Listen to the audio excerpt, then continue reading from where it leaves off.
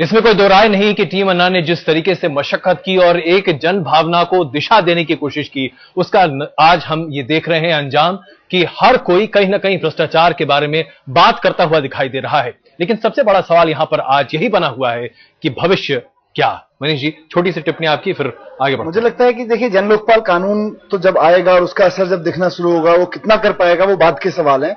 अभी जो इस आंदोलन से लोगों का विश्वास बढ़ा है कि नहीं, हम जनता है और हम भी कुछ कर सकते हैं, मिलकर कुछ कर सकते हैं, सिर्फ अकेले लड़ने की जरूरत नहीं है। उसका कई जिलों में, उत्तर प्रदेश के 2-3 जिलों से खबरें आई, आप लोगों ने दिखाई कि कैसे किसी ने भ्रष्टाचार, किसी ने रिश्वत मांगी, लोग इकट्ठे हो गए, बोले हमको अन्ना ने कहा है कि हम रिश्वत नहीं देंगे, हमने अन्ना से वादा किया है हम रिश्वत नहीं देंगे और आप रिश्वत नहीं मांगेंगे। सीनियर ऑफिसर्स को बुला लिया।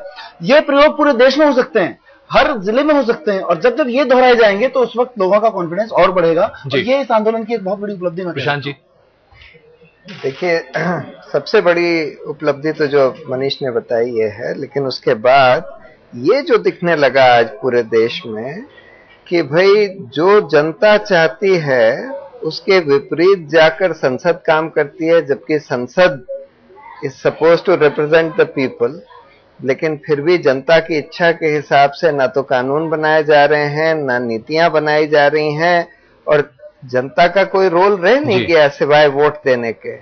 तो इसलिए इसको सुधारना, ये लोगों को अब समझ में आने लगा है कि हमारा जिस तरह का लोकतंत्र चल रहा है, लोकतंत्र में जनता का भी उतना ही स्टेक है जितना उनका आमतौर पर होना चाहिए, जो कि कहीं न कहीं विड्रॉ होता हुआ दिखाई दे रहा था। जनता की पूरी भागीदारी जी, सिर्फ इसमें नहीं कि वोट देकर आपने चुन लिया जी, लेकिन जो फैसले हो रहे हैं, जो नीतियां बन रही हैं, जो कानून बन रहे हैं, उसमें भागीदारी होनी चाहिए।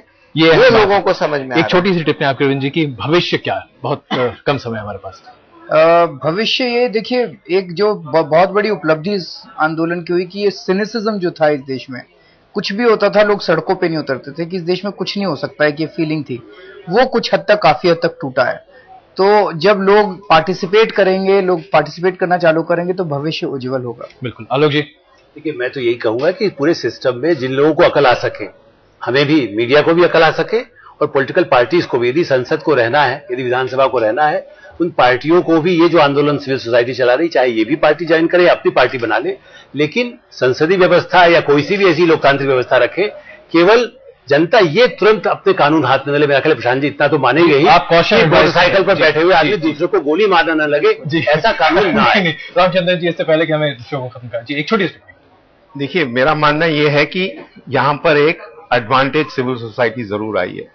क्या can they keep up the tempo? आगे बढ़ सकते हैं? इसमें कुछ लाख टके का सवाल है जो कि वाकई में रामचंद्र जी आपने उठाया। जो आज हासिल किया है टीम अन्ना ने, क्या उसे लेकर आगे बढ़ पाएंगे? क्योंकि हर किसी की निगाहें आज बहुत ज्यादा उम्मीद का बोझ कहीं ना कहीं टीम अन्ना पर है, और ये शायद वो महसूस भी कर रहे हैं। आप सबका बहुत धन्यवाद इस चर्चा में शामिल होने के लिए।